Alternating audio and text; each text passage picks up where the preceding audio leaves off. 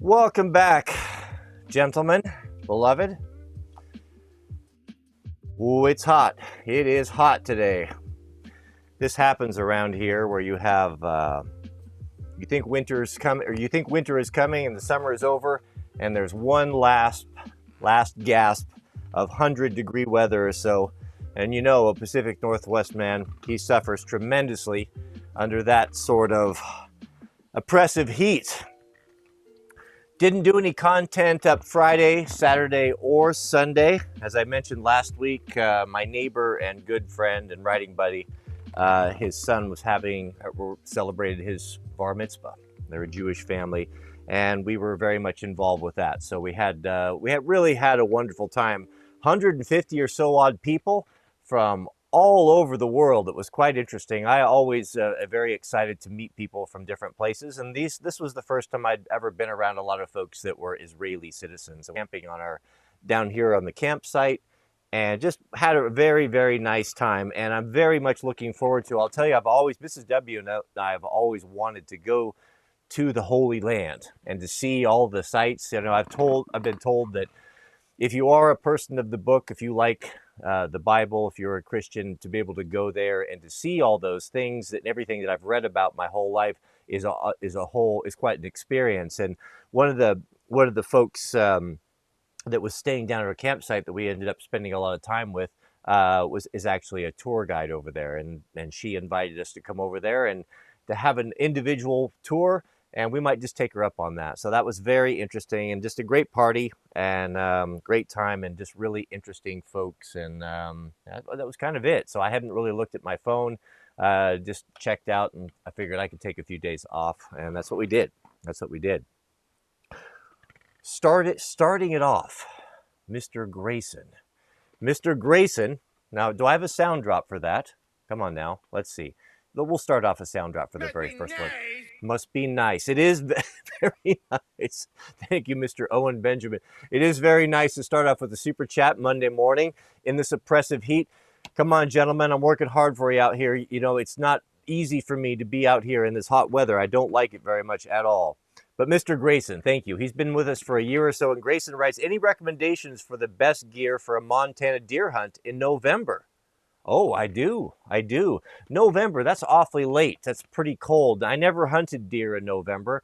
Our season was always earlier than that. At the end of October was elk hunting season, and September was deer hunting season, and it was a lot more mild. That's why the family always, women and children would come deer hunting, but not elk hunting, because it was summer, a little bit more warmer and different climate. But that's cold over there.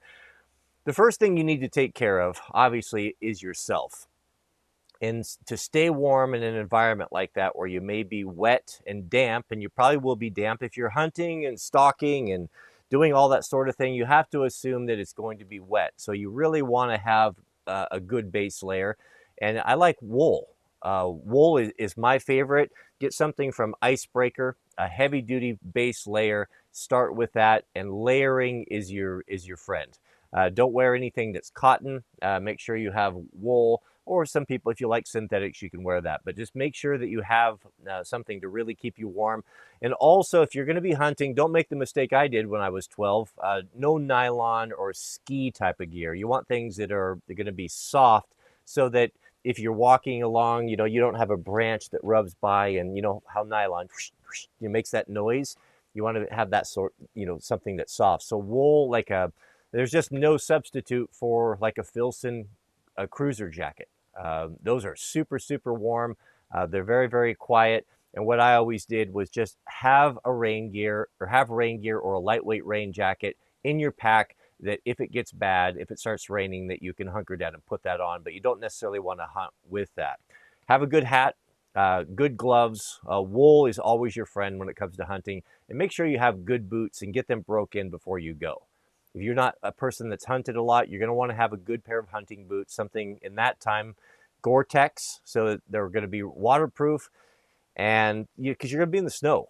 You're going to be in the snow, and it gets everything super wet. So once you have that established and a good pack, you're going to have to deal. I don't know if you're going by yourself or if you're going with an outfitter. If you're going by yourself, you really don't need to have anything more than just your own personal items.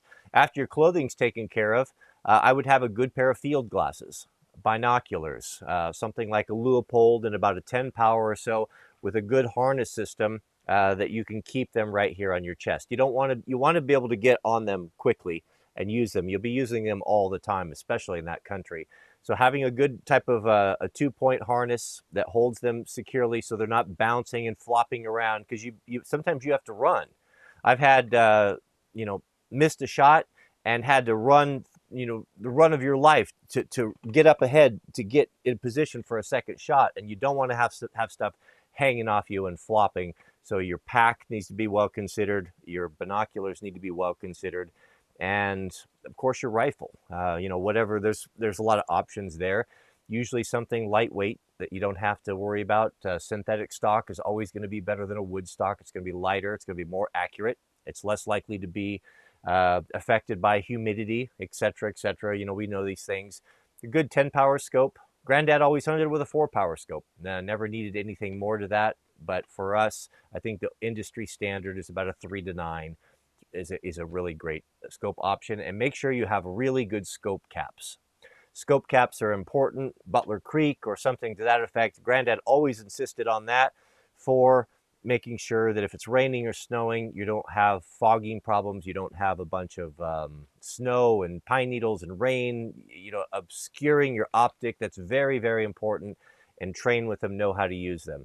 And also, one last thing that we always did is take a handful of those little tiny balloons, the little tiny ones, and put a balloon over the barrel of your rifle. When you're running and falling and hunting, if you stuff a bunch of dirt or snow inside of the barrel, you'll split that barrel, and that can be a huge problem. So we always either tape it up, or what we did is just put a balloon over the end of it, and that will keep everything out of it and just keep your bore clean. And that's kind of some of the things that come to mind that we always did. Of course, if you're going to be going yourself and setting up your own camp, I don't have time to get into all of that, but that's a whole nother video or video series on itself. But that should get you going. We have a member message from a Chronic and Ironic. Shout out to you, Chronic. Chronic writes, just hiked Mount Sepphoris and swam in the lakes on it. I'm assuming that that's cold. Never felt more alive when I watched the sunrise over the horizon this morning. Yeah, it's pretty amazing. I'll tell you that I told you, we had a large group of people from all over the place. And of course, conversation turned to, oh, you guys get in that cold river? Well, we do. And we extended the invitation, and we had a total of 2 people take us up on it. And they only did it one time. So there were a lot of promises in the evening. Oh yeah, I'll be there. What time? Yeah, I'll be there. And the war band, I would see them coming down the road, and we would look over yonder, and we saw no one coming to join us on our cold river dips. And we went in alone, except for one time in which, well, that's not true. My sister is the first woman to go in, and she did it one time as well, and she didn't complain. So shout out to her. Shout out to Corinne. And shout out to you, Chronic. Good for you. That sounds cold. I don't know where you were at. We have a super chat, or a live chat from Stevie J. Tent studio. Yeah, I guess it is turning into a tent studio. I'm telling you, man, it's so funny how you acquire stuff, right? When I set this up, the tent up, I thought, okay, I'm going to be very deliberate. Only things that are going to go in the tent are things that are appropriate for the series, right? Appropriate for the original series, just like the tent was as I grew up with my grandfather on elk hunting tents. But I'll tell you,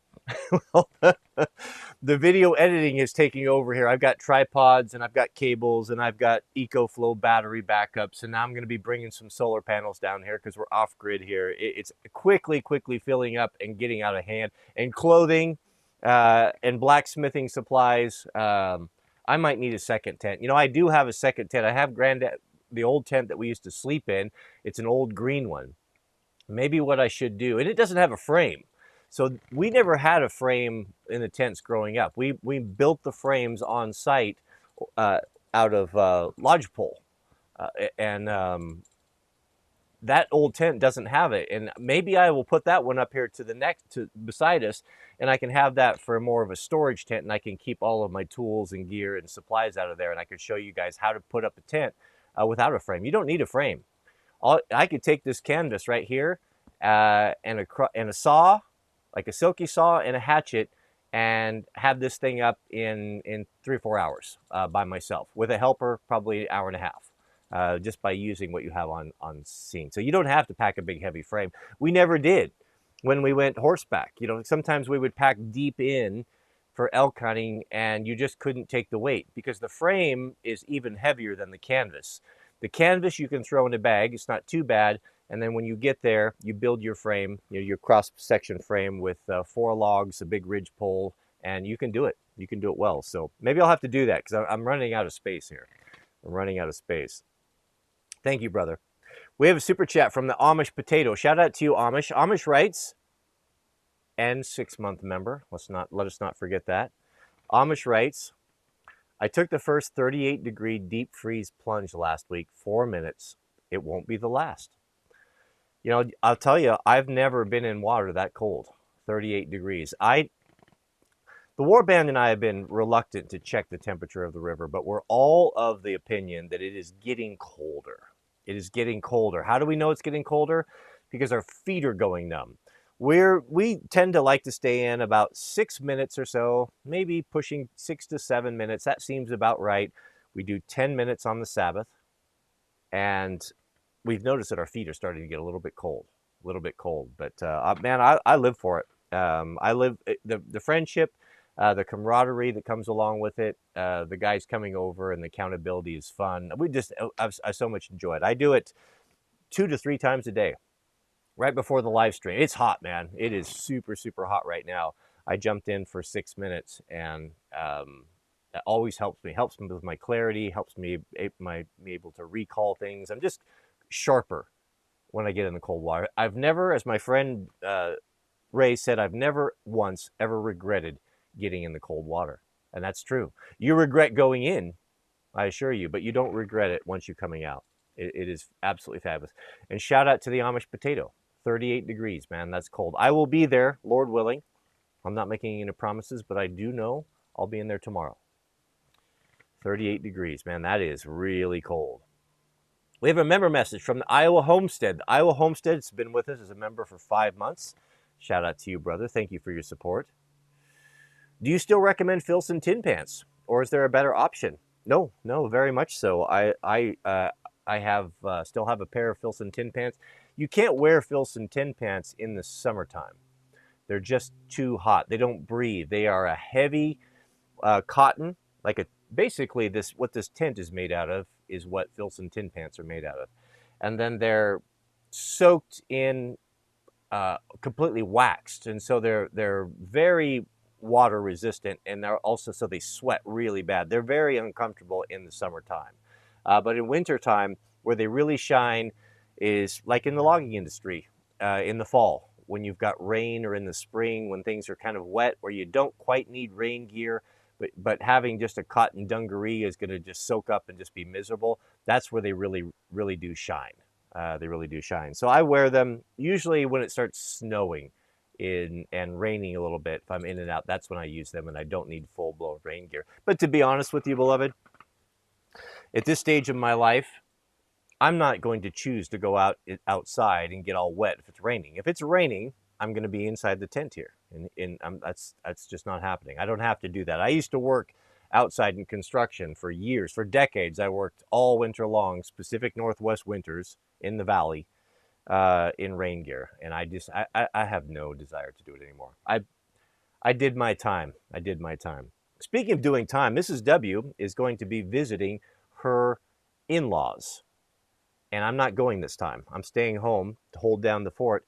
I'm thinking that when she's gone, I'm going to stay down here in the tent the whole time.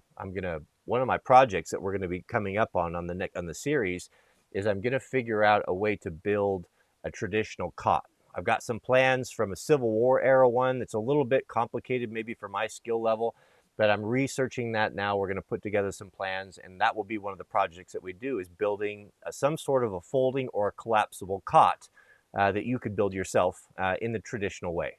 You know, something from the 30s, 40s, maybe even back to the Civil War. So look forward to that, and hopefully I can get that done, and we will sleep that way. When we slept in our elk hunting camps, we never did sleep on a cot. We always slept on an air mattress. Like, you know, before, this was before you had all the fancy thermarests and all the stuff that you can get at REI. Granddad would just get just the old school air mattresses and at Kmart or where have you, and we would sleep on those, and with great big heavy duty, super heavy duty cotton sleeping bags with big wool blankets. They were massive bedrolls, but I never remember being cold. But he also kept the fire going in the tent all night. I remember he would get up in the middle of the night and stoke the fire. So you can stay even in 20, 30 degree below zero in a tent like this. If you have a proper wood stove, no problem, man. Warm as a bug in a rug, as he used to say. We have a super chat from Chief Tendertoes and member for 1 month. Thank you, brother. No comment, just supporting us. We sure appreciate that. And Simon, goodness, $27.99. Come on now. Must be nice. Must be nice. Must be nice to have $27.99 from Mr. Simon. Shout out to you, brother. Simon writes, "Hi, Mr. Wranglerstar. I want to buy Darn Tough socks as I hear great things about them." Now, you hear right. But I don't like that they seem to have up to 45% nylon and a bit of spandex. What are your thoughts on those materials touching your skin? Yeah, you know, I understand that. Here's the way I look at it. Here's the problem. If you want to go completely natural fabrics, you're going to be, you can't have anything that's going to have any stretch to it. Anything like a stretchy waistband, all that's going to be spandex. So that's going to be a mix. Even though Darn Tough socks are wool, especially around the top of the waistband, you're going to have that nylon. So is that a big deal? What is the alternative? As far as I know, there is no alternative. And can you imagine trying to have socks that don't have the elastic and don't hold themselves up? You know, that would be a drag. I guess you could do like garter belts, calf guard. I don't know. I've seen those maybe before, but that's not something any professional homeowner is going to wear. So here's the way I look at it. Limit your exposure as much as possible. When you're at home, when you have the ability in the summertime, I don't think it's a good idea to run around, contrary to what I did last year, I don't think it's a good idea to run around barefoot when the wet ground is cold and damp. But when you can, when you're home, take your shoes off. Wear natural fibers. Wear as few synthetic things as possible. But in situations where you need them, if you're going to go skiing, or you're going to go hunting, or you're a lineman and you're climbing poles, you got to use the stuff. It just, there isn't any way around it. And I don't necessarily know that it's a bad thing. I'm talking about just limiting your exposure as much as you can. I mean, for goodness sakes, if you just take a look at your bedding, you know, that's half of your life is going to be spent, or almost half your life is going to be spent in your bed. If you had linen sheets, pillowcases, blankets, like we're doing right now, right there, you know, you and everything organic and cotton and you know, or whatever, pure down, you know, no oils, no synthetics, no rayons, no spandexes, you know, right there, that gives you a lot less exposure to these things. So if and when you need to wear winter socks, cold weather gear, I wouldn't sweat it. I'll do it as well. I have a whole drawer full of Darn Tough socks. I think that they make probably some of the finest socks I've ever worn. Mrs. W is of the opinion that they're the very best. I wouldn't worry about it. I wouldn't worry about it. Get yourself a pair. They're a good company and they have a great warranty. I don't know that I've ever warrantied one of their socks. I've never had a problem with them. They are just darn tough. Darn tough. Great company. Great company. But just everything within reason, beloved. It's like diet. You know, I wouldn't fault a guy. I mean, just yesterday, we don't try not to have sugar in the house. We don't try not to eat processed foods. We try to eat clean and eat healthy as much as possible. Things that are organic, things that are local, things from our garden. But I'm not going to be dogmatic about it. I'm not going to be one of those people that makes everyone uncomfortable if they offer you a cupcake at a birthday party. You know, we went to eat with our friend, our new Israeli friends that were staying out here, and we took them out. We went out to pizza, and the Sweet Loaf and I shared a root beer float. You know, everything within reason. Now, am I going to have a root beer float every day? No, of course not. But every once in a while, it's fine. It's about limiting to your exposure and just do the best you can. Mr. Chronic and Ironic, we have a super chat and 1 month member. Welcome, brother. To get people acclimated to the river, neoprene. You know what? Maybe. I don't know. I don't think so. I think you just need to man up and stop being such a wuss and just get in there and just do it. Just do it. Now, with that being said, no, we've been discussing this. We actually discussed this morning, the warband and I, when we were in the water, about what's going to happen when it gets really cold. When the river now is in 32, 33, 31 degrees, are we going to have to wear neoprene gloves, or maybe even neoprene booties? And we said, well, it might be a safety issue. I mean, if the rocks are all covered with ice and you're trying to slip down in there, and you know, it's kind of perilous getting in the river. It's not like getting in the swimming pool or a freezer. And the water will be high. You know, will it be a good idea to go with neoprene booties? Now, I don't know that that's going against the spirit of anything. It's just a safety issue, as Mr. Bryan put it, to keep from tearing up your feet on the ice.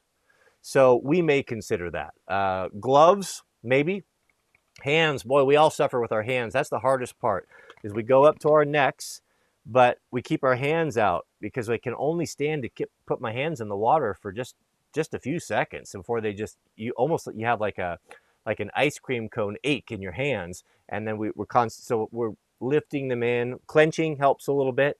You can hold a little bit longer than if you do this, but 10, 15 seconds and I'm back out until they thaw out, stop hurting. And then I keep working on it. Maybe we get to the point where we can keep them under, but I don't know. But yeah, I guess, it's the neoprene, keeping your feet warm and your hands warm is not taking away from what you're trying to cause. And that is, to really shock your system. And that's going to be shocking your core, so neoprene booties are not going to make much difference. Goodness, we have a super chat from the question tree. Oh, we have a drop for that. Must be nice to have a $20 super chat. Indeed it is. And 2 month member. Welcome, brother. Welcome. Question tree says, I don't usually get a chance to watch your live streams. Thank you for all your content, Cody. I assure you, it doesn't fall on deaf ears. Well, I sure do appreciate that. I really, really do appreciate that. Thank you for supporting us. I really do. Mr. Grayson Unger, member for 1 year. We have a super chat. Shout out to you. Grayson writes, thank you. Wrote recommendations, and I'm very grateful.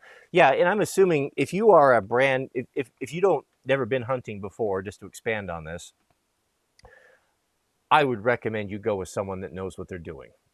Just so you don't waste your time. It's a big investment of time. It's a big investment of money, and it's a steep learning curve. And go with someone that knows. And if you go with someone that knows, they're gonna have the tent and everything set up. They're gonna know how to do the food. They're gonna know how to butcher, how to preserve and hang meat. One thing that I might consider also is, depending on who you're going with, but you're gonna want to have a pack board.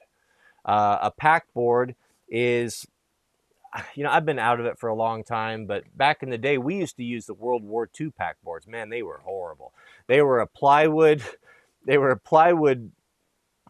shit. I can't even tell you how terrible they were.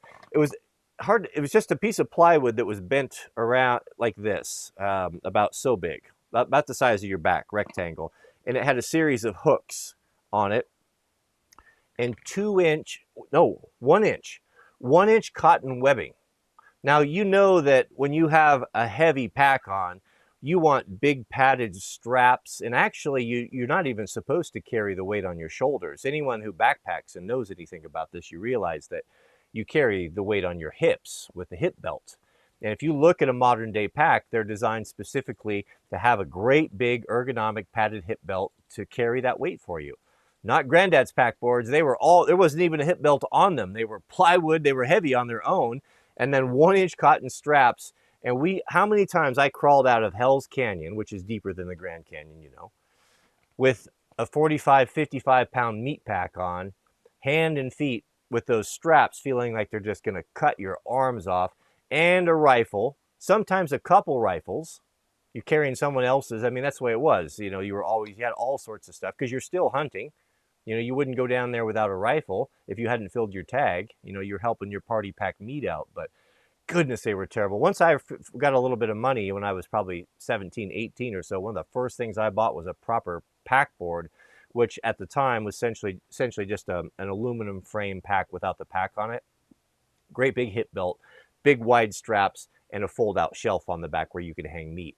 Something you might want to take is if you're going to bring your meat home, is the cotton bags, or I don't know, we called them meat sacks.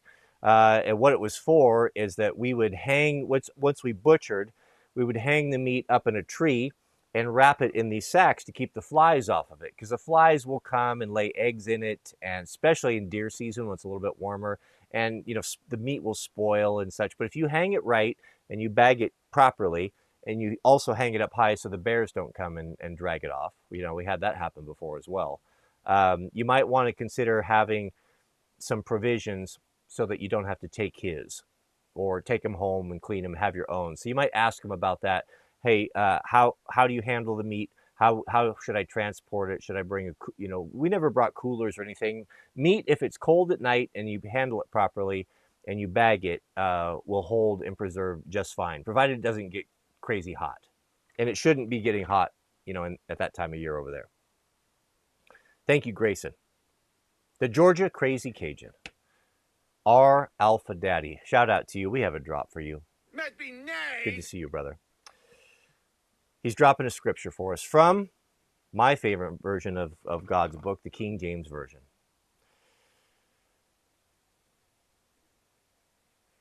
Any of you who has an ear, listen up. The Crazy Cajun drops knowledge here. For we wrestle not against flesh and blood, but against principalities, against powers, against the rulers of the darkness of this world, against spiritual wickedness in high places. Yeah, there you said it right there. And, you know, I've come to that realization of late, and I really appreciate that scripture. I, for a time, thought that, you know, you can get your eye off the prize by getting frustrated with what you see is going on in our culture, going on in our state and federal governments. You see waste and grift and corruption, and you know, you if you watch the news, I do believe the news is intended to continue keeping us in a state of agitation and aggravation. And I lived that life for a long time. Listen, from the time I started listening to talk radio with Rush Limbaugh and those Democrats and that Nancy Pelosi and such, and you know, you start to think that, oh, you know, that's really where the problem stems. But ultimately, those of us that are men of the book, you've got to really follow the words of Christ when he says, "Render unto Caesar the things that are Caesar's, and unto God the things that are God's." Look at politics, look at it as in federal or state, look at it as nothing more than just a distraction, bread and circus, a theater. Like a soap opera that will never satisfy. And just over the last few weeks, over the last few months, I really have come to this understanding, and I've also been very much, this scripture has been very important to me as well. Of like, okay, yes, these things are happening. It's not ideal, but ultimately, does it affect us? Does it affect our families? Maybe in policy in some way or another, but is it worth constantly suffering and being angry about and talking about nonstop? How long have we been talking about this? How long have the conservatives been complaining about the Democrats and vice versa? And what have they conserved and what have they accomplished? You know, nothing. And we're still talking about it, right? It gets to the point where, you know what, it's pointless. Focus on the things that matter, and that is your walk with God. Focus on that. Focus on your family. Focus on your communities, and just turn a blind eye to it. I told you guys I'm not voting anymore. I'm not paying. I have. It's so pointless. I don't feel like we have representation, and to be honest with you, I just no longer care. I just no longer care. I can't control it. I can't change it. I certainly don't want to go over there and try to be involved in it and get wrapped up in that sewer. It's just, I just don't care. I just don't care. What I do care about, my local politics. Be involved in that. school boards, maybe elections for your local sheriff, maybe even some state policies, but anything outside of that, I'm not going to spend any time worrying about it. I just don't care. For we wrestle not against flesh and blood, but against principalities, against powers, against rulers of the darkness of this world, against spiritual wickedness in high places. Yeah, our battle is not against the Republicans or the Democrats. Our battle is a spiritual battle, just like the crazy Cajun said here. And don't let anything else distract you from that. There are forces and things going on behind the veil that we cannot see, not always. Sometimes we can. It's not very nice when you do see them, in my experience. But we have an advocate with the Holy Spirit that will protect us and guide us as to what decisions to make. And that's where our battle is. Our battle is maintaining our heart, our pureness of heart, and doing our best to keep the commandments of God to the best of our abilities. And when we can't, or when we fall down, we have an advocate with Jesus Christ who compensates for us. I'm not saying sin and be presumptuous. Don't presume that you can go and do something or break God's law and that you're going to be covered by the blood of Jesus Christ. Yes, the blood will cover you, but let us not do it willingly. Let us not crucify Christ afresh willingly. Those I think are very grave sins to the Almighty. When you presume, when you know better to do right and you don't do it. That's a much different thing than someone who acts in ignorance. The good book tells us, when you were in ignorance, I yet winked at your transgressions. Meaning he turns a blind eye even. It's not that he's excusing them, but he also understands that maybe you didn't know any better. Now you know. When you know and then you go back, the good book tells us it's like a dog that returns to its vomit. Thank you, Mr. Cajun. Alpha Papa. We have a super chat from Mr. Michael Chilton. Shout out to you, Michael. Thank you, brother. Thank you. And a member message from Thomas Ostrowski. Thomas has been with us for 2 months. We sure appreciate that support. Thomas writes, at what point did you start using the term beloved on your channel? And is there an explanation behind it? Beloved is a term of endearment. It's a term that's biblical. And why I use it, and when I first started using it, it seemed a little bit strange. But I don't know why. God just compelled me to say it and to use it. And the reason, and now it seems very natural to me.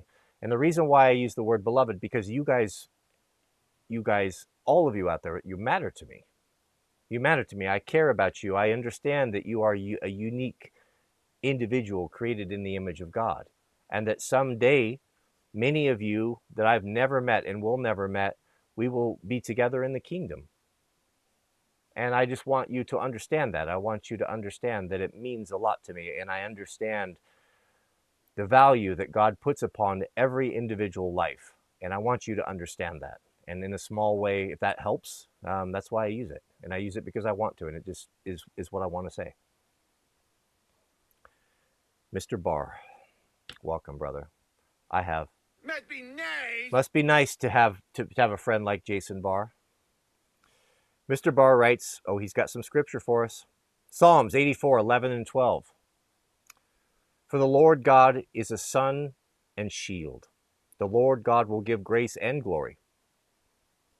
No good things will be withheld from them that walk upright.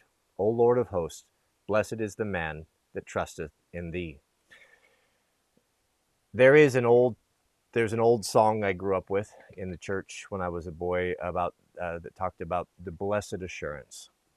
The blessed assurance is a very old term in Christendom, meaning that the assurance of the promises of God, just like Mr. Barr shared with us here, for the Lord God is the sun and the shield, meaning the provider of light and protection for you. The Lord God will give grace and glory. Give grace, meaning will not hold you accountable to all of the sins that you've done against him if you repent, meaning grace. He extends grace to you. The best example I ever heard of grace, it's difficult to explain these biblical terms sometimes, and those of us who grew up in the church and grew up with the 66 books, we gloss over these things when we probably shouldn't. Grace is an important thing. The best, it's not a perfect example, but one of the best examples that I've ever heard was, it was a college professor, and was having difficulty getting his point across to his students. Not paying attention, they're not doing well, and none of them in the class deserved to actually pass the class. And he was trying to teach them what grace was. And so what he did on the final exam is that he went into class ahead of time, and the final exams were on the paper face down on the desks. And as the young folk came in, they sat down. He told them, don't turn them over. We're going to have the final exam. And exam is going to be 50% of your grade. It's going to determine, or all of it maybe, it's going to determine exactly whether you pass or fail. You know, and everyone, it was a pop quiz type of thing. Everyone is like, oh, goodness, you know, what's all this? You know, how this is totally unfair. This is unreasonable. And the moral of the story was when he said go, when they turned over their papers to find out that every one of them the exam was already completed with perfect answers for everything. And they looked and they were confused. They didn't understand it. You know, what is this? And he said, that was his example. You have just experienced grace. You don't deserve, none of you deserve any of this, but you are benefiting from it because someone else has done it for you. You know, and it's an imperfect example, but I think it's very appropriate. While we were yet sinners, Christ died for us, he tells us. He led that perfect life, and he's extended that to anyone, whosoever will may come. And that's the blessed assurance, the assurance that you have an advocate in Jesus Christ that will compensate for your life of sin and for you falling short of the glory of God. And that's an incredible thing. So when we hear grace and think about grace, you know, stop for a moment and really contemplate on what that means and what a wonderful gift that is. And what a blessed assurance, what a blessed thing to go through life knowing that you have that, an advocate with the Father that will help you, that you're not here to do this alone. So many of the other religions, you have to earn your way, whatever, or earn your way to enlightenment, earn your way to Valhalla, earn your way to nirvana from your own physical acts. What's unique about Christianity is that we understand that there's nothing that we can do. All have sinned and fallen short of the glory of God. That by his grace, by his life, by his perfection, we will be made whole. And that's a wonderful thing. That's the blessed assurance. Thank you, Mr. Barr. The Greenskeeper. We have a super chat. The Greenskeeper writes, my wife is due next week. First baby. Any advice? Yes. As my granddad used to say, my granddad was a chill dude. Never lost his temper. Never got angry. That's why I was so drawn to him when I was a boy. He was the opposite of my father. My father was very passionate and had a lot of would get very frustrated with me and the kids and my sister, and lacked patience. My grandfather was calm and had perfect peace and patience and serenity all the time, and I was drawn to that. I loved it. Even if I made a mistake, I never have to worry about him shouting at me or getting angry, or you know, it's a fearful thing to have your father shouting at you, especially when he's 6'7" and, you know, 260 pounds and you're just a little kid. You know, fathers don't realize that, how intimidating you can be. You know, you stand in the place of God in front of your children until they're of age where they can understand who God is. And if you portray God as being angry and lacking patience and easily frustrated, how are they going to see the Father the rest of their life? My granddad was a perfect example. He was unflappable. He was calm. That's why I was drawn to him, because I never had to worry about making a mistake or getting yelled at. So take that, remember that, and to be careful. Be careful how you speak to your children. And also, Granddad always said, don't sweat the small stuff. Things that seem like they're monumental of importance in 24 hours, 48, 72 hours, maybe 30 days are really of no consequence. Those things that you thought you were never going to be able to live through it or recover or sleep through the night because you were so perplexed or vexed with a particular problem or relationship issue or fear or dread, only weeks or days or sometimes even hours later for it to be, oh, it wasn't that big a deal. Why did I dedicate so many resources on being so fearful when, yeah, things come up in life, difficulties come up in life, but they're not permanent typically. Usually they go on, and then within a year or two, it's not something that even matters anymore. So don't sweat the small stuff. When you find yourself getting frustrated, remove yourself from it, take a breath, step away, and then always discipline in with a calm voice. Sometimes you may need to discipline your children. Obviously, you'll have to, but don't do it with anger and shouting and yelling and gross gestures. Speak to them calmly, explain to them what their sin was, explain to them what their punishment will be, and calmly, and like my granddad used to do. And the love I have for my grandfather, because of the way he raised me and the way he treated me with respect as a child, your children will have that admiration for you, and that's what you want. That's the best thing you could hope for in this life. Mr. Gabriel Baker. Shout out to you, Gabriel. Gabriel writes, hey, Cody, before you and Warband adopt the Aimpoint Acro, look at the Trigicon RCR. It's an enclosed emitter optic. I did. Yeah, actually, I did. And I've been meaning to ask Mr. Overton what his take on that is. I was kind of thinking about the Acra as well, and he described a few things to me, and it got me looking in a different direction. So I'm actually having a slide milled right now for my G19X, and I'm having it milled to receive a Trigicon. So I'll either end up with an RMR or the very one you're recommending, which is the RCR or the RCR. So I watched Lucas from T-Rex Arms do a pretty extensive review on that and a comparison with the RMR and some of the other more popular optics, and his conclusion on that, which, you know, he's a good shooter. I've learned a lot from his channel, and I trust him as a gear reviewer, and I trust his opinion on stuff.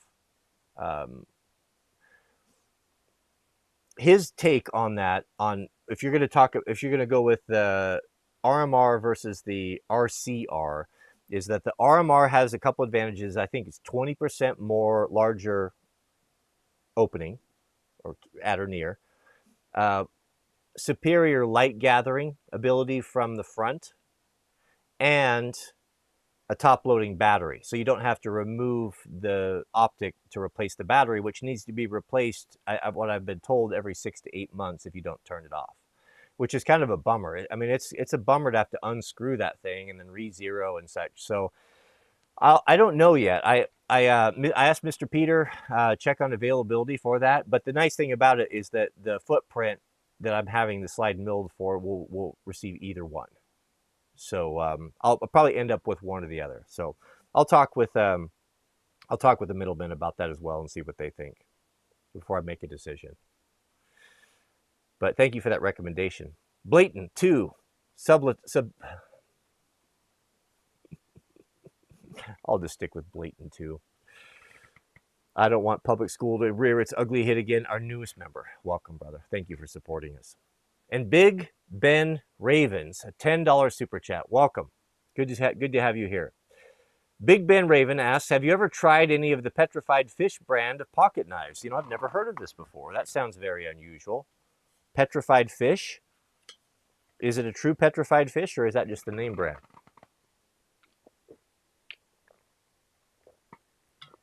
Goodness. I'm sweating like a whore in church. It is hot in here. I have one, and it seems to be a very affordable and well built. Oh, I've got a picture right here.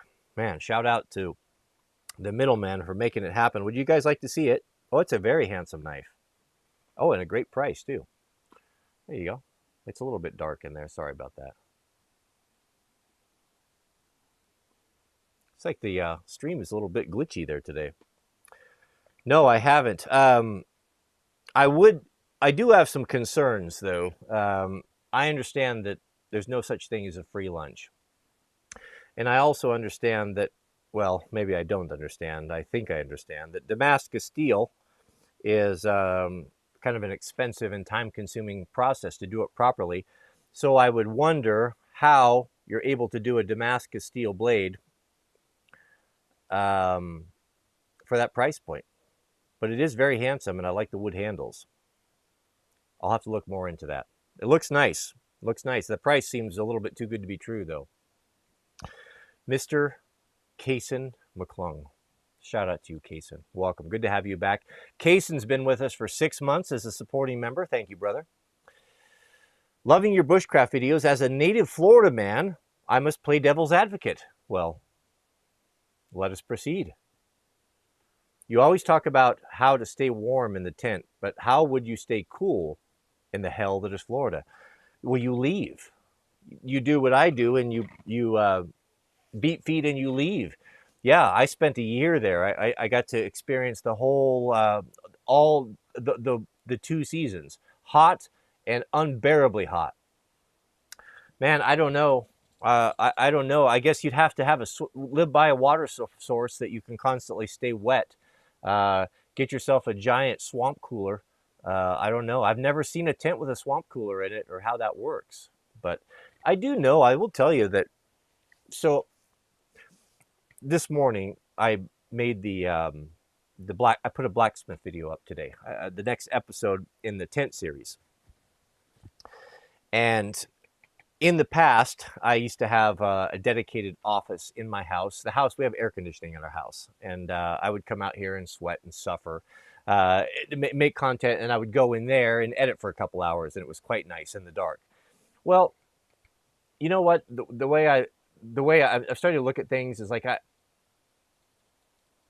don't want to. I want to be able to handle the environment. That's why I'm toughing it up, making my feet tougher by going without shoes. That's why I'm getting in the cold river and overcoming that fear that I had. And I'm going to just stay out here. If it's hot, I'm going to be out here. If it's cold, I'm going to be out here. I don't need to be getting soft and lazy inside an air-conditioned house. But with that being said, it is awfully hot and difficult. But what I've found is with a tent, it's kind of interesting. Now, I've read in the good book about Abraham and how in the heat of the day he would sit and men would sit in the entrance of their tent, not in and not out. Because inside of a tent, when the sun is baking, it's hotter in here right now than it is in the shade outside. But if you can sit close to the entrance, it seems to be almost like a passive breeze. Maybe it's the temperature differential between inside and outside, but there seems to be like a draft or a breeze that just helps to keep you a little bit cool. I can feel it on the back of my neck right now, even though the wind is not coming from the north. So I think there's something to it. So I don't know if this helps you. Florida is so hot, but if you can situate your tent in a way where your vestibule, your front area has a northern aspect for us, meaning away from the sun so that the sun is behind, then if you can sit in the opening of it, it seems to be tolerable. And that's where I sit and edit videos. So I made the video this morning and sat down for an hour and edited right there and then started the live stream. But it's tough, man. Florida, Florida was, when you read the early stories from the early explorers that started pushing down into Florida sometime. Now, these were hardy Englishmen. What they say about Englishmen, no matter where you go, you can go to the most desolate, horrible place in the whole world, and you'll find 2 things, mad dogs and Englishmen.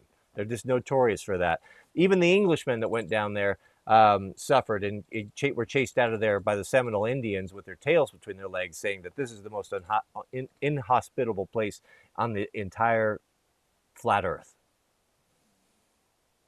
But the white man went in there, drained the swamps, built the canal systems, invented air conditioning, and now people can handle it. But if you had to go down there, if you had to live and survive in southern Florida in the summertime without mosquito control, bug control, gator control, drained swamps, and air conditioning, you would not, I don't know that you could survive it. I don't think you could survive it. It is a very austere environment when you take away those things. We have a member message from Alex Chavarin. 6-month member. Welcome, brother. Alex writes, how did you come up with your channel name? I've always wondered, is there a story behind it? Yeah, kind of. So my original channel was Wrangler Barn. And then Mrs. W and I decided we shut that channel down, and then made a decision to start up and make videos again when we started doing our off-grid place. The place that we bought, our off-grid property, was right at the base of Star Mountain. And I had the Wrangler because I was doing Jeep Wrangler parts. And it was nothing more than I just put them together. I was trying to come up with a name sitting at my computer when I started uploading the off-grid videos and doing the timber framing. And I just put Wranglerstar. Wrangler for my business, and Star for the mountain that the base of the mountain that we lived on. That's where it came from. Thank you, brother. Member message from Noah Cloud. Noah's been with us for 6 months. Welcome back, brother. Hey, Mr. W, have you tried the Sweat Lodge? No, we have not tried the Sweat Lodge, but Mr. Brian has. He's a member of our war band. And he was telling me how they did it was they took some vine maple, which is a very small, bendable, pliable, sweet, what would you call it? A stick when they're green. Bend them into a dome, several of them, tie them together, build a fire, throw some great big lava rocks in there, get those things burning hot, and then bring them into and then put the thing over the rocks, throw a couple wool blankets on, and that was how they did it, and that was pretty good. So I wouldn't mind trying it, but it sounds like a lot of, I don't know, it's something that a guy could do every day unless you had a lot of time. That sounds like just the preparation for it would take an hour or two just to get it hot. But I have not done it. I've not liked saunas in the past, but the more I read, the more I'm convinced that saunas could have a great health benefit. And how nice would it be come January, February, if we decide to continue to get in the river? Goodness, it's hot. To have a sauna to retreat to. Whew.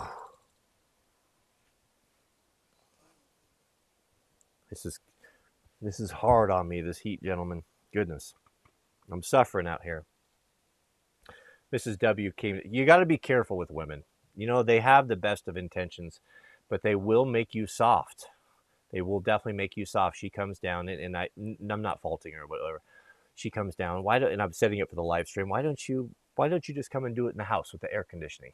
And she tempted me. I'm like, woman, we're trying to be hard out here. We got men out suffering, working in the heat, doing real work. And if I can't handle doing a live stream on a hot day, then what good am I? You know, when Uriah the Hittite, one of David's most trusted and loyal friends, King David from the Old Testament, when David recalled him from the battle for a report, he came and David got him drunk. They feasted. And at the end of the day, the night, he bid Uriah, take your leave, go back to your home. You know, you've been out with your men, sleeping in the tent, sleeping on the ground. Go back to your home for a couple nights, enjoy your woman, take your ease, lay in your mattress, and then when you're done, you can go back and rejoin your men. But Uriah was a honorable man, and he said, "Not so, King. I will not be found in the comforts of my own home while my men are out in the field sleeping in tents. I will not dishonor them that way." And therefore he slept right on the ground outside the gates of the king's palace.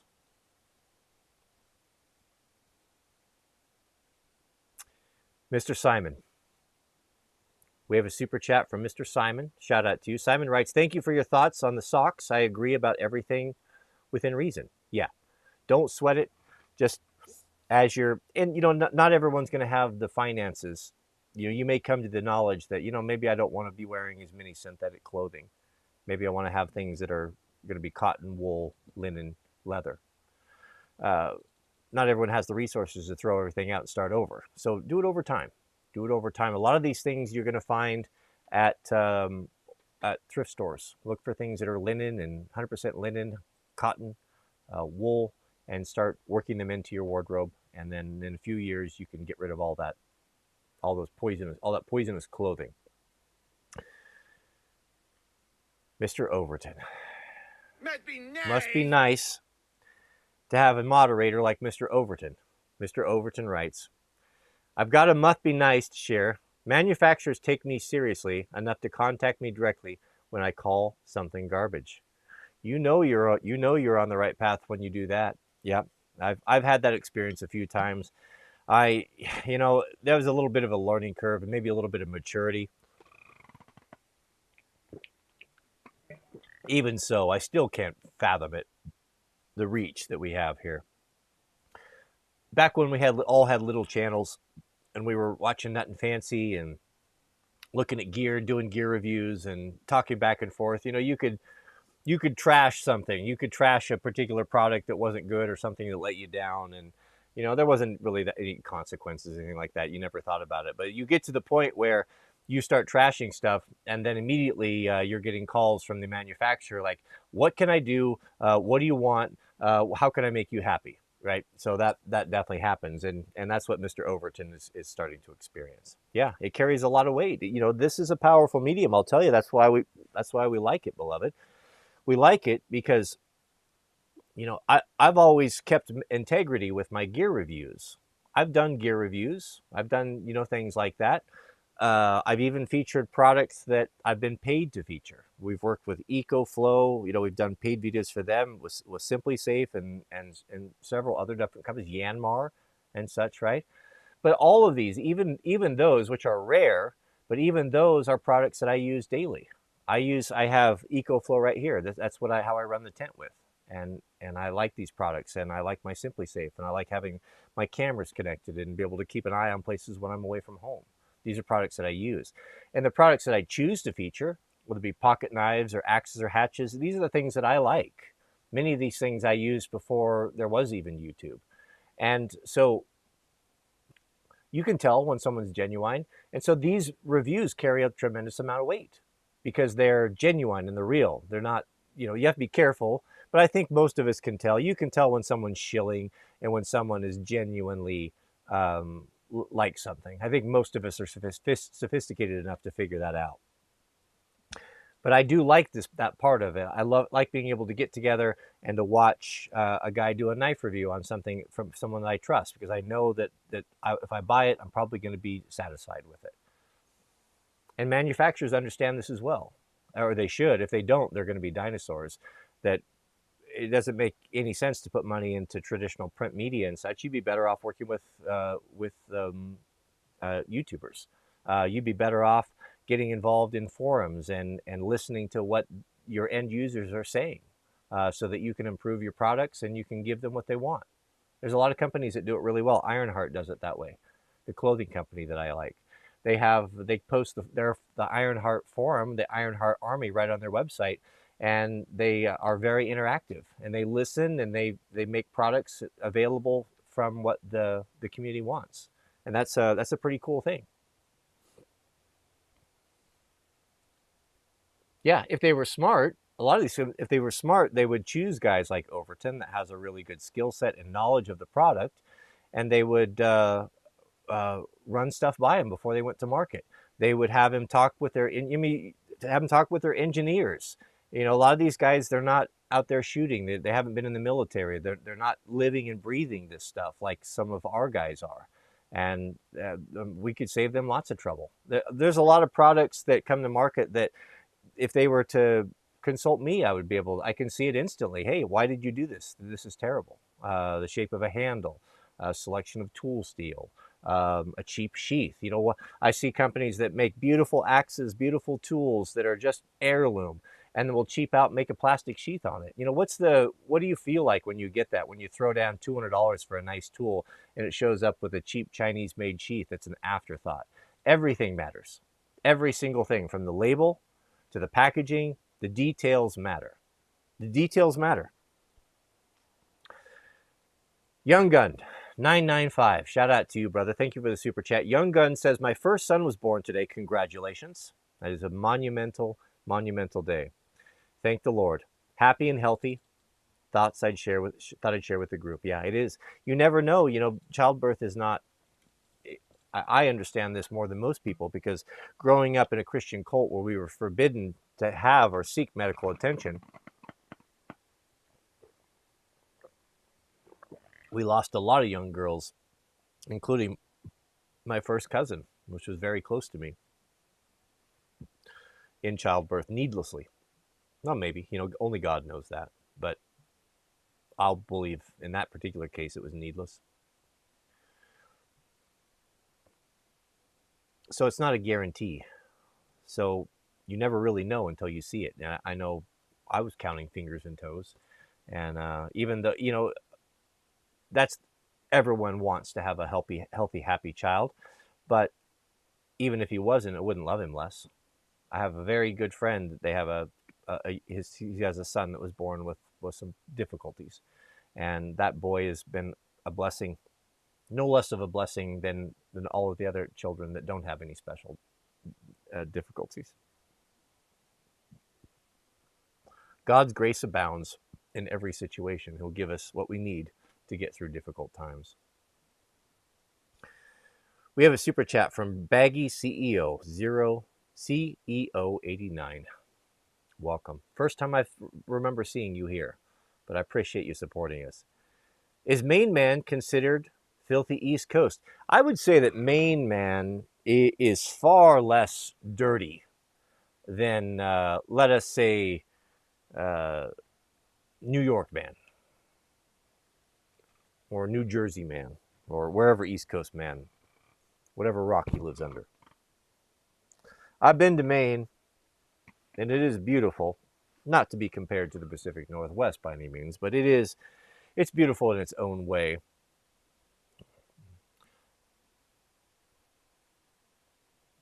That's a good question. Is Maine man considered to be a filthy East Coast man? My initial thought on that is no. New England? Is New England East Coast? Now, I always lump in New England man with East Coast. I've had a tendency to do that, but if I were to be completely honest, I certainly don't have the same contempt for New England man that I do for East Coast man. So I'm going to have to say no. However, I'm watching you.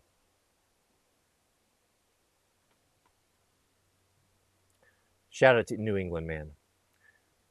Question Tree. Nice. Goodness. Shout out to Question Tree at $20 super chat and 2-month member. Welcome, brother. Thank you for your generosity. Typically, you do it in reverse order. Get hot as hell in the sauna and then jump into the icy river. Is that true? So you get hot first and then you jump into the icy river. What do I know about these things? Okay, well, I don't have a sauna, so that's not helpful to me. But if I get one, I will try that. I'll try both ways and I'll get back to you. But I think I have heard that before. Mr. Justin Schweitzer and 2-month member, super chat. Thank you, brother. Justin writes, little did Uriah know the king had already enjoyed his wife. Yeah, or Uriah did not know that. Yeah, and well, we can expand on this story. I was just telling the story about how honorable he was. But I didn't tell you the story as to why he was recalled. David used to go out and fight with his men. He was a great military commander. One of the greatest ever. When he would come in after victories, the women would sing songs of praise for him. The king at the time was Saul. Saul has killed his thousands, but David has killed his 10,000s. He also killed a lion and a bear with his own hands as a boy. So he also killed Goliath with a sling. So he was certainly a man of courage, a warrior in the purest sense. David always fought with his men, led from the front, but as he got older and he started to have success and peace, and when he became the king, he decided, well, I'm not going to go out there with the men anymore. I've got Abner, I've got good generals, I've got trusted men. I'll let them go out and wage war, and I'll stay back and take my ease in the palace. Well, David was up on the roof of his palace, and he saw across the way his neighbor's wife. What was Uriah's wife's name? Goodness, how come I don't know that? I know it. It's not. Maybe someone can drop it in the comment for me. Not that it matters. She's bathing up on the roof, which was the custom of the time, naked. This is how sin, if you don't turn your back on it immediately, how it can creep into your life. You can give it license, it will come and destroy you, as this did him. Had David noticed this, it was, was it appropriate for her to be doing this? I don't know. Was she trying to get attention? Knowing women, probably. But that doesn't excuse David. But she was doing it nonetheless. She's up naked, bathing on the roof. David probably had the highest home area, and the fact that this woman was so close to David speaks to the importance of her husband, one of his most trusted men. David would have allowed, probably required his men to be close by, men that he trusted that put him into power. Well, he sent for this woman, had her brought into his home, and he committed adultery with her and impregnated her. She came a few months, or who knows, weeks, months later, said, "I am with child." And David was mortified. He's like, oh, good grief. Here I have. I just had sex with one of my best friends, one of my most trusted soldiers, leaders, commanders, and I've knocked up his wife. How am I going to hide this? Well, that's why he called. He sent a telegram, tell Uriah to come back from the battle. I want him to give me a report of what's going on. How goes the battle? Well, he didn't care about that. What he wanted to do, he's hoping that he could get Uriah back there, do this nonsense with how's the battle going. Uriah would go and lay with his own wife since he was back in town, and then no one would ever really know. Well, yeah, maybe she had the baby a little bit early, but these things happen. There was no DNA testing at the time. It was a very clever way for David to hide and cover his sin. But he underestimated the honor of this man, Uriah, who he betrayed by sleeping with his wife. And Uriah did not go back to his house, and wouldn't, because his men were out in the field. Well, this really perplexed David. He got him drunk.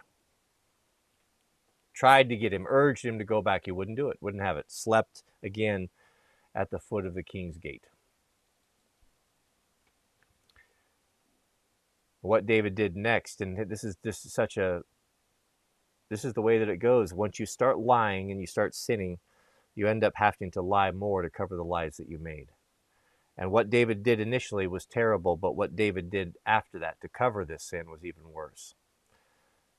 He went to Uriah and said, I'm going to send you back to the front. Here's a letter. I want you to give this. I believe that the commander at the time was Abner. I want you to give it to him. It's sealed. He wasn't for him to read. He wouldn't have read it anyway. We know his character.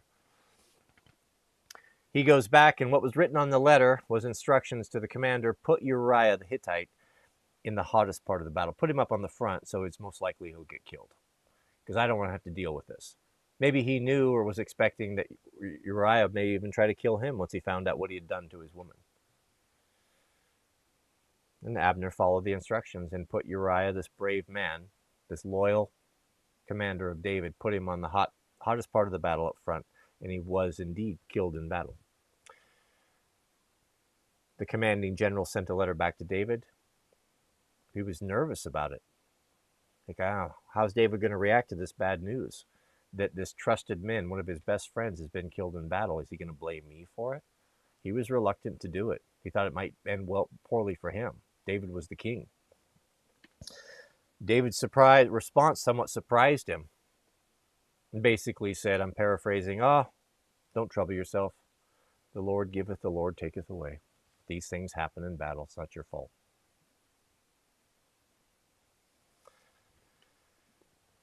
Pretty shameful, huh? What could have been averted? And the repercussions of this got worse and worse and worse. I don't have time to go into that. We can go into it another time. But David ultimately ended up, because of that decision, ultimately ended losing the respect of his own children, and removed himself from a position of being able to call them out when they were in their sins, because he had been found doing the same or worse. And this one decision to look upon this woman, to have her brought into his home, ultimately resulted in him losing his kingship and being banished, and his son usurping his throne, and his son ultimately being killed in combat for that one decision. So these, the butterfly effect, so to speak, these decisions, that's why God takes such a dim view on sin and warns us, avoid it, avoid it, avoid it. We can't even see what the repercussions are. That he can. He's not telling you not to do these things, beloved, because he doesn't want you to have a good time. He's warning you against these things because he understands that they'll destroy your lives. And he doesn't want your life destroyed. He wants you to have a life of honor and integrity and peace and joy.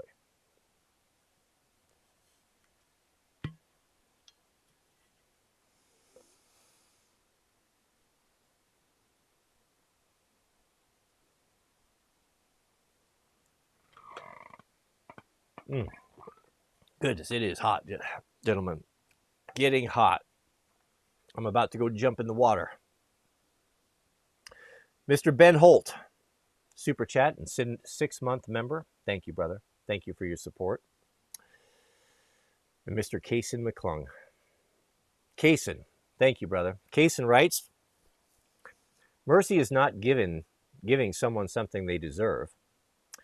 Punishment. Grace is read. We're going to start over here. Mercy is not giving someone something they deserve, punishment. Grace is giving someone something they don't deserve, a blessing in spite of what they've done. Exactly. Exactly. Very well put. Very succinct. Obviously, a man of the book, a man of knowledge and renown. Mr. Holt, shout out to you, Ben. Ben's been with us for 6 months as a member. Cody, I have suffered with migraines for years and have been cold plunge, cold showering since January 1st of this year. Haven't had one since. That's amazing. That's an amazing testimony. That's an amazing testimony. I have not suffered with migraine headaches, but I had my second cousin growing up that suffered from debilitating headaches, and it was horrible, horrible. And to be released from that for something that is as natural and as simple and free as a cold shower, you just have to gird up your loins and act like a man and get in there and do it, not be a sissy boy, is pretty amazing. Pretty amazing. What a powerful testimony. There's so much to this that I don't understand. I'm like you, I'm touching the tip of the iceberg, but the benefits, I feel like I'm 25. I'm 54. I feel like I'm 25. I run, I jump, I run motorcycles. I'm racing motorcycles this fall, a 24-hour race, and I feel I've never felt better. My balance, my athleticism, my fitness level, it's just, everything is improved. My ability, my cognition, my ability to recall memories, and they're not perfect, but so much better than they used to be. My sense of smell, my appetite, it tightens up your body. You know, I'm not going to say it's going to be replacing the gym, but it definitely hardens you up, and it speeds up your metabolism. I think it'll help you lose weight. Consult your physician, of course. Man, that's a great report. Thank you, Ben. I'm glad to hear that. I'm glad to hear it. I understand as much as I can how horrible that is, and to be relieved from that is a true blessing indeed. Goodness, thanks for sharing that. I hope someone that may be suffering with that is listening and can try it. Mr. Matthew Elliott. Shout out to you, Matthew. Welcome. Matthew says, would you prefer to be a jack of all trades or a master of one or two? Just curious. I would rather be a jack of all trades. Yeah, it's not my personality. I admire someone that can be a master at something. You take a guy like just in our generation, or not even younger than me, just in our generation, I guess, for lack of a better word. Mr. Alex Steele, look at what he can accomplish on his blacksmith forge. You know, when I'm over there struggling, you know, I have a great appreciation for that. You know, he's done that for a long time, and he is very, very good at it. Better than I'll ever be at it. But it's not my interest. I like to have, I like to gain proficiency at something, not mastery, proficiency. And then I like to move on to something else. I'm curious and I like to learn new things. So yeah, there's no question, no question that I would rather be a jack of all trades, well-rounded, to be able to be competent at a great many things, rather than just, I want to be multifaceted instead of just single-faceted. Multifaceted diamonds really sparkle. And you know, out west here, we like sparkling. We have an original saying, a jack of all trades is a master of none, but oftentimes better than a master of one. Yeah, that's shout out to the middlemen. They're dropping that on us. That's very good. I'm going to read it again. A jack of all trades is master of none, but oftentimes better than a master of one. Yeah, most times I would be willing to bet. Most times. We have a member message from Mr. Corey Gardner, and 6-month member. Welcome, Corey. Corey writes, one of the first rules in emergency medicine is don't sweat the petty stuff and don't pet the sweaty stuff. It served me well in the last 22 years. Yeah, that's very good. That's very good. I'd never heard that before, but that's very, very true. Don't sweat the petty stuff. Yeah. Yeah, that's, you know, one thing that they teach us, if you have medical training, EMT or paramedic, the thing they'll teach you is triage. And they beat that into your head. You know, you got to triage stuff. Sometimes you can roll on a scene and there's more people injured. There are more requirements for care than you can provide as one person or as a small crew. And you have to dedicate your time and efforts to where it's most needed. And I ran into that when I ran a horrific a horrible car accident with multiple cars and children and animals and terrible carnage. So it arrived on the scene and it was just chaos everywhere. And one thing that you're looking around and there's bodies all over the place and you're trying to deal. And what drew my attention was a woman that was screaming, just screaming like she'd been gutted. Well, of course, you're going to go there, right? But because it was screaming for my attention. On the way there, walking by a man that's laying down that's not breathing. Well, you know, that clicks in. Well, yeah, she's bloody and screaming, but if you're screaming, you're breathing, right? If you can't breathe, you're not going to be screaming. This dude's not breathing. He's not making any noise or making a fuss at all. But that's where my attention needs to be, not on her. We'll get to her when we can, but she's fine where she's at. She may not be happy and not, you know, doing well, but you know, that's kind of what he's talking about here. Uh-oh. Mr. Jiraiya. Oh, good. I'm so glad she's bringing more water. I was just about to run out of water. Goodness, it is hot.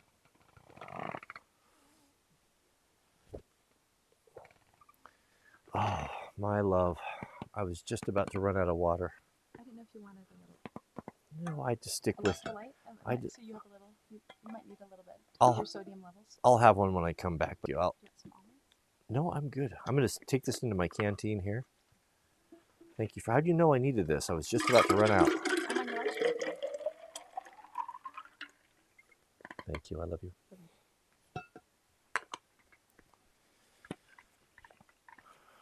Oh, if everyone could have a TradCon like that.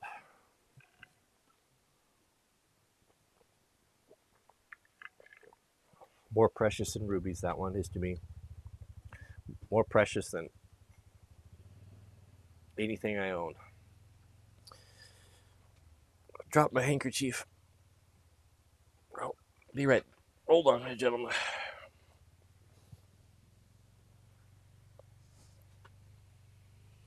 I do suffer in this heat. Where were we? What were we talking about here? Mr. John Colwart. Shout out to you, John. Welcome. John has been with us for 6 months. Very generous super chat indeed. Thank you, brother. John writes, stay hydrated out there. Thanks for the wise words in these live streams. The timing is impeccable. God bless. You know, I'll tell you, it's true. It's true for me as well. I'll tell you, sometimes, whether it be the crazy Cajun or Mr. Jason Barr or Overton or many other the men when they drop these scriptures in, it is so timely. It's timely. It's something, you know, I'm preaching to you guys about them, but I preach to myself. This is for all of us here. We sit at a round table. There isn't a head or a foot. We're all in the same boat here. Some of us are maybe a rung or two higher on the ladder up to the kingdom, but we're all on the ladder. And when the ladder is pulled up, we'll all be there together. You know, God is not a respecter of persons. But these scriptures that these men drop in are so timely. They're appropriate to the conversation, or they turn or change or steer the conversation into a direction that someone needs to hear, or that will open up an opportunity for a story or for an anecdote or for a verse or for an encouragement. This is how the Spirit moves, beloved. God moves his Spirit on all of us, on not only me, but upon these other men to contribute to this. This is the body of Christ right here in this live stream. That's how it works. So don't be surprised if you receive instruction, you receive edification or encouragement or support, or just the courage to get through a difficult time from this live stream, and don't give me credit for it, for any wisdom. This is something that God is doing, working through these other men as well. This is the body. This is how it works. This is why we need one another. So don't be surprised if this happens. It happens all the time, every day, every time we do the live stream. It gets better and better, and I see the Spirit of God moving here. This is a good thing that we're doing. Mr. Overton has got a comment. Shout out to you, Mr. Overton, who writes, manufacturer, what can we do to make you happy? Me, you had your chance. Admit your product is trash and or remove the duty ready advertisement tags. And I'm not going far in this game. Yeah. But yeah, you're not going to go. You may not go far with that particular company, but you will have great esteem in this community, and you will have your honor and your integrity, and it will come out in the end. Anyone that has been just a complete shill on YouTube or on social media that's been a shill for products has long since been chased out and is gone and not here making videos to this day. Not to say that there aren't some still here, but it's a short-lived, it's a flash in the pan. Your integrity will bring more business. Companies that don't want to shill and lie and be fraudulent will see that you didn't compromise, and then they'll contact you. And those are the companies that you want to work with. Companies like John at SOE, right? You know, John is going to send you. He's going to send something, and he's not going to need to tell you anything. The thing speaks for itself, right? And even if you did find a flaw or something, do you think that he would try to hide it? No, he'd make a correction. He wants to know. He would probably be appreciative. You know, that's the type of companies that that get it and will come to you. And those are the type of companies that you want to work with anyway, that we all want to work with. So it's just when you have, out them. You can out them here if you want. If you're dealing with a manufacturer that is behaving that way, you know, can we buy you off? Can we bribe? Let everyone know, you know, and we can know what's going on over there. But also, if they want to come correct and say, hey, we were on the wrong path, we'll make this right. We're going to change this. We're going to stop doing something that's dishonest. Then, you know, I'm all for giving them a second chance as well, if they're doing their best. Yeah, I won't go far in this game. That may look like that way. A lot of people think that. I know you don't think that, but you will. Actually, that's the recipe for success is to call a spade a spade. Mr. JF Farmer, and 1 year member. We have a super chat. Thank you, brother. Shout out to J Farmer. Did I say JF Farmer? J Farmer. Why is this Overton so special? What skills does he have? Well,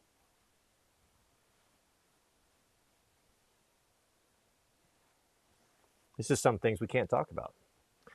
I can tell you this. You want him on your side. You don't want him as your enemy. And he wields great power in the comment section. So if you want to be here and be part of the stream, then he's the gatekeeper. The chemist is in the house. Good to see you, brother. We missed your smiling face. Mr. Chemist says, what kind of chainsaw chaps did Jack take with him to the fire? He didn't take any went with him. That stuff is all provided for by the company. So the only thing that the boys had to provide, my son Jack, if you're wanting to know what we're talking about, just turned 18 and is out in Montana fighting wildland fire on a Type 2 hand crew, contract crew. The only thing that they were required to take is their personal items, their red bag items, tent, sleeping bag, toiletries, socks, boots, undergarments, t-shirts and underwear, and that's it. Everything else provided. Line gear, medical stuff, chainsaw, safety, PPE, helmets, greens and yellows, all that stuff, goggles, all that stuff, all provided, which is customary, provided by the company. So I don't know what he's using. I haven't talked to him. I talked to him Friday evening. We had a nice long conversation. I'll tell you. Can I tell you a funny story? I have to think about this. I don't want to. No, I'm not going to tell. I'm not going to do it. I'm not going to do it until. Goodness, what do you? I really want to share it. No, I can't. I ended up. Well, I made some. I can just tell you this. I made some videos. Of course, I've been proud of him. I've been making videos. Jack is going out on fire. I just talked about it, right? And he's going to Montana. I didn't say what fire he was on, thinking that I was sly. Well, he called me up and says like, "Thanks, Dad, for doxing me." And I said, I didn't dox you, Jack. What are you talking about? He's like, dude, all these guys that I'm with watch your videos, right? Of course, and they're giving me a hard time about this, right? Like, oh, I'm sorry, Jack. I'm sorry. So I won't talk about this anymore. Next fire you go on, I'll just keep my mouth shut. Won't say anything about it.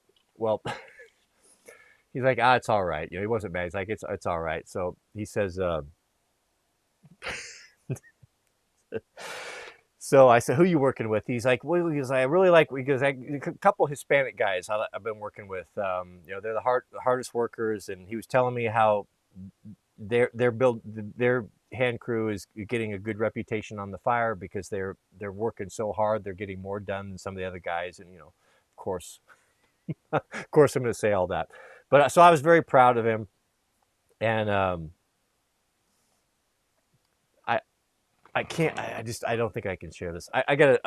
I'll ask next time I talk to him. I'll ask if I can share the story because it's so good. But I'm not gonna do it. That's it. If he says yes, I will do it. But if not, I'm gonna respect his privacy. Although it pains me greatly not to be able to share it because it's so funny. So funny. My 12521252. Welcome back, brother. Great to see you. A $10 super chat. He has been with us for 6 months, 2 to 3. In the last days, perilous times shall come. 2 Timothy 3.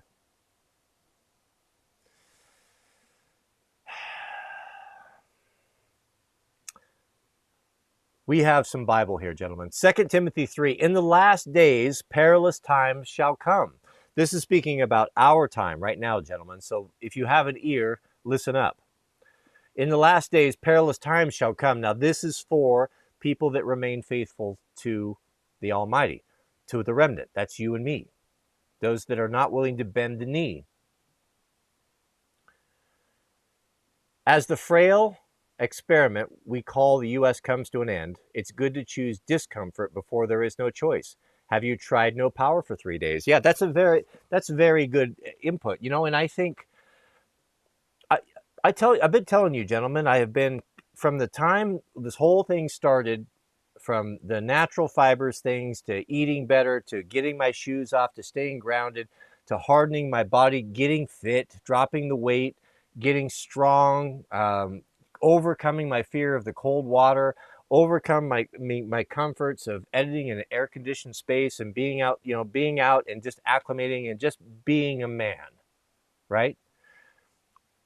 I wonder if I don't wonder. I'm convinced that God is moving many of us into this, very well for this, maybe for this reason right here, that we know Second Timothy 3, in the last days perilous times shall come, as yes, we know that God's people will be persecuted in the end times. We know that we may have to flee our homes in the cities, and we may have to live in hard and austere environments. We may have to live in situations that are much less comfortable than we are right now. Is this God putting us through a basic training in preparation for difficult times or struggles? You just take one example. If I had to endure cold water for who knows what, some strange reason, I may have demurred in the past because it was something that I didn't think I could do. Now I know I can do it. I've been in the river for a half hour. I've pushed my body further than I have ever in my life in the last year in ways that I didn't think that I was strong enough to endure. And I know that I am now, and now I know it's nothing. So now I know I can do all things through Christ Jesus who strengthens me, not just as an idea, but in reality. I know I can hold my breath for 7 minutes now. These things, is God hardening? Is he training up his army for a persecution? Is he training us up to endure hardship and difficulties? I say yes. I say yes. Why does the army put so much importance on physical fitness? It's a very different thing. Our battle is a spiritual battle. I'm not advocating violence here. I've said that since we've been doing these live streams.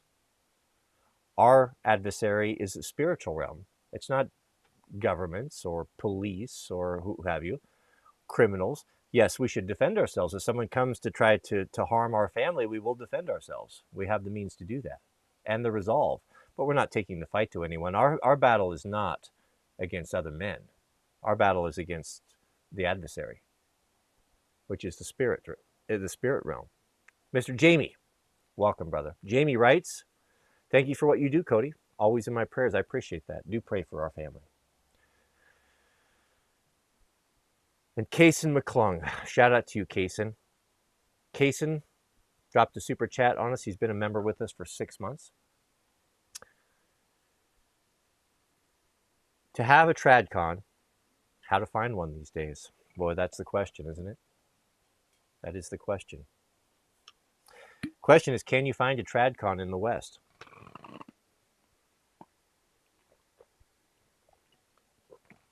Of course, not all Western women are horrible. Most of them. There are good women out there. But here's the problem. The chance of finding one that's genuine, that is not going to wreck you in the divorce court, take your family away from you, have you thrown into a cage, is that risk is just so high to take it on.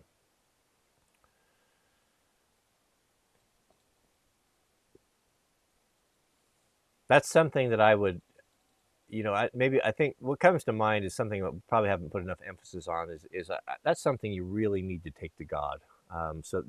You don't want to make the wrong decision. If you're going to be messing with Western women that have, I would, a couple of things that, red flags for me, some things that would just be no-goes, is I'd be careful with any women that went to a regular college. Now, if she's went to a small, maybe a Christian school or a conservative school, that might be a different thing, could be a different thing. But many of those are Christian in name only, most of them. Anyone who's had a high body count is no-go. Single mom, no-go. Previously married, I wouldn't rule that out if it wasn't if she hadn't initiated the divorce. If she was a widower, I wouldn't rule that. That I wouldn't rule that out. That wouldn't be a problem. It's not her fault that her mate died. Low body count's very important. College educated would be to regular colleges would be a big concern of mine. Tattoos would be a concern of mine. Does she know her father? If she doesn't have a father figure, or is estranged from her father, that would be a no-go for me. So there's a lot of those things you've got to be really, really careful at. I gotta be careful. I'm so black and white with this stuff. There are always exceptions. There are always outliers. Many of you have found TradCon recently, and within the last 10 years from the West, but it's going to be difficult. It's going to be difficult. Yes, you can go prospecting and you may find a gold mine, you may find a nugget, you may lose everything. Most likely you are. It's less likely you'll strike it rich at a gold field, but there is a chance.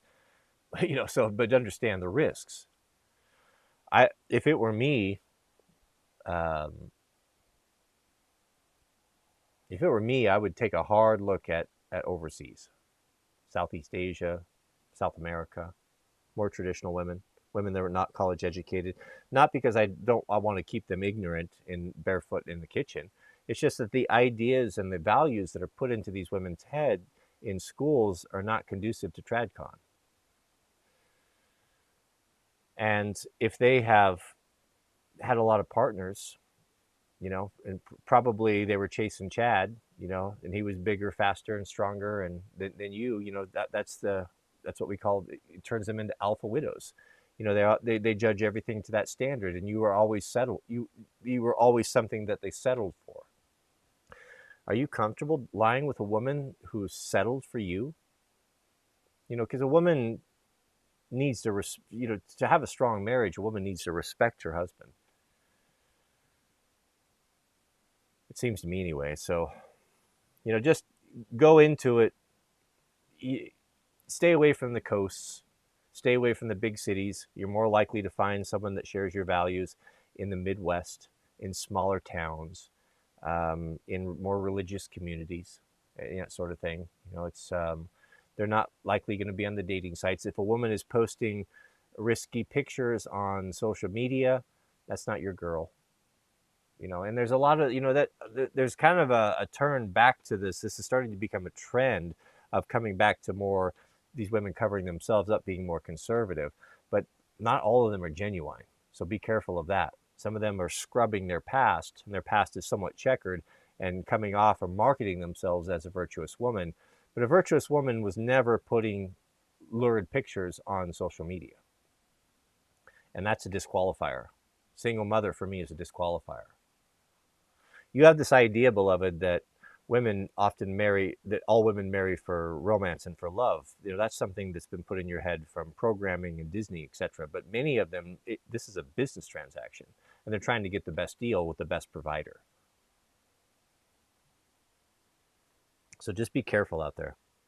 I'm hard on these women. Yes, I am. But my concern is you guys. This is a channel for men and men's problems. Women have a lot more support out there than men do. Mr. Kent Martin. Shout out to you, Kent. Kent writes, we have super chat as well. Good evening, sir. Greetings from the East Coast. What are your thoughts on Jordan Peterson? He seems to have a lot of good to say and blessings. Well, not that... I listen to him, and I don't know what he's talking about half the time. He talks a lot, and he's just talking and talking and talking. I don't trust psychology. You'll know a person by their fruits. Look at his daughter. His daughter is an absolute wreck. He was a drug addict, and it was a complete wreck. I don't know, man. I mean, there's something about him. He's just like Andrew Tate. Sometimes he says a lot of things that really sound true. There's a lot of truth in them. But also, when you start looking into it, it's like, well, you know a man by their fruits. What are Andrew Tate's? How did he make his fortune? He made his fortune exploiting men and women, cam girls. Basically, he's an electronic pimp. So on one side, he's talking about how you need to do all this, and then on the other side, he's getting his wealth from young, desperate men who have no chance of ever getting married, by bilking them out of hundreds and thousands of dollars with these e-girls. You know, I mean, it's like it's double-mindedness. You know, it's not just because someone says something doesn't mean anything. Talk is cheap. What are they doing? What he's doing is he's pimping out girls, and he's bilking and taking advantage of lonely, thirsty dudes. You know, that's not a hero. What type of a dude is that? Justin Peterson, people always say, well, he's a Christian. I don't, God knows, but I don't see that. I'm not convinced of that. So, I don't know. Sometimes just something just doesn't feel right. Andrew Tate doesn't feel right to me. There's a couple of people that don't feel right. Andrew Tate, that didn't feel right. And then once I looked into him, his background a little bit, I realized that he's not a good dude. Justin Peterson doesn't feel right. And then I look at his problems and, you know, with his daughter and all this, you know, and then, you know, that's, there's no fruit there either. So I'm not a fan. I'm not a fan. Mr. Overton, we have a super chat. Those 44 Titanic survivors pulled from the water were taking their cold showers. Indeed, they were. Yeah, they took a real cold shower. I've heard that salt water gets below freezing over there. You know, salt water freezes at a much lower temperature. Yeah, they took their cold shower. It didn't benefit them, though, did it? So, everything with moderation. That's what we learned here. Thank you, Mr. Overton. Everything with moderation. Mr. Kaysen, 6-month member. We have a super chat. Mr. McClung, shout out to you. Kaysen says, I'm 6'2", 277. Big boy. Trying to lose weight. Today I've successfully dropped down to 1 meal a day. Ribeye, mashed potatoes, Brussels sprouts, and Caesar salad. Rate my Proho. Yeah, I would say that that's very good. You know, that's kind of been, you know, I've not had the struggle with weight that some of you have. I had to drop, you know, 20, 25 pounds, you know, and that's kind of the way I look at it. Okay, let's cut it down to 1 meal a day, but let's have something to look forward to. Man, get your grub on. Have steak, potatoes, whatever the things you like, you know, cut out the sweets, you know, just within reason, but don't deprive yourself. You don't have to eat like granola and oatmeal and stuff. Have a proper meal. If you're a big guy, you've got to keep your energy up. You've got to work, but all of us could take a few less calories. Get out and move a little bit. Start walking. You know, walking is really a great way to do it. It's something everyone can do. Get out, go walk for a mile, push it up, get up to 3, maybe mix in a little bit of running. Maybe if you don't like walking or your knees can't handle it, get on a bike. E-bike's a great way to go too. People think that e-bikes are just for lazy people. That's not true. There are different types of e-bikes, but if you get an e-bike that has pedals and doesn't have a throttle, you get the same workout. You just go twice as fast and 3 times further. You still spin, and you know, and you can enjoy it more because you can take away the pain a little bit. And if you get tired, you know, you have some assistance. So there's a lot of great things you can do out there. But I think that's a great idea. And stop drinking soda and snacking and energy drinks and sugary stuff. Just get water. You know, just get water. We drink around here. We drink water, kombucha, maybe a little bit of orange juice in the morning, very little bit. You know, if we go out, you know, we had a root beer float the other night, but that's first, you know, maybe once, maybe that's twice a month or once a week. You know, it's not every day. Just do it within reason and move a little bit, move more, eat less, and you'll get it. Get the cold shower too. I'm not a doctor, but I'm convinced that can help speed up your metabolism. I know it does for me. Maybe take the cold shower right before your meal. You know, because if you take the cold shower in the morning, goodness, it's hot. But if you're skipping breakfast, you know, that can be pretty tough because you know how it is when you come out of the water. You know, you're just ravenous. Mr. Jason Barr, we have a final super chat. Jason's been with us for 2 years, longer I think though. Proho music tip: Oliver Anthony. His song "Rich Men North of Richmond" is pretty dang good. There you have it. Mr. Barr, if you could send me a link to that video, I will post that up on a YouTube video. I'll post it up on the community page for the gentleman to enjoy this evening. And I'd like to hear that as well. Mr. Barr has good taste in music. He sends me some pretty good stuff. Thank you, gentlemen. I sure do appreciate your time. I'm going to step on out of here. And I'm going to go jump in that river right now and cool down because I'm suffering. Please keep my family in your prayers. May God bless you and your families. Lord willing, we'll see you on tomorrow's stream.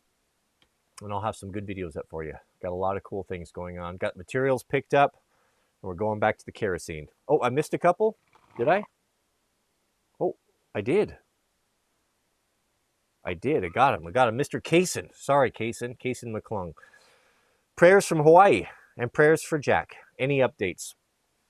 I talked to Jack on Friday. Mrs. W and I were over at the across the way over at the bar mitzvah party, and he called while we were at the party, and we stepped out, both put him on speaker, and yeah, he told us that looks like I think he's going to be there the full 21 days. They're doing fire line. They're actually clearing alongside the road, so they're chainsawing, chipping. Basically, he said you're doing yard work, forestry yard work. And he's convinced that there isn't any fire because when you get new green crews like that, they're not going to put you up on the initial attack unless there is no other option. They're not qualified for it. They're not trained for it. So the first year, especially the first deployment, you got to put your time in, man. You got to put your time in, and you got to do the grunt work, and that's how you learn. And you learn, and then you get closer to the front. So no surprise. You may think you're going to go in and be the big wildland hero, but you got to put your time in. There's a lot of gatekeeping in that industry, and rightfully so, because it's very dangerous. You need to have people that understand what's going on if they're going to be up there fighting the fire at the head. We have a super chat from NS and new member. Thank you, brother, who writes, can we get a nice C? Nicey. I'm feeling like I didn't do that right. I hope that satisfies you. Nice. Thank you, gentlemen. Sure do appreciate your time and hanging out with us. Very much enjoyed it. Very good live stream. I really have been looking forward to these. Please keep us in your prayers. I will be praying for your family. Pray for my son Jack, and that we're kept safe here as well. And Lord willing, we'll see you tomorrow, same time.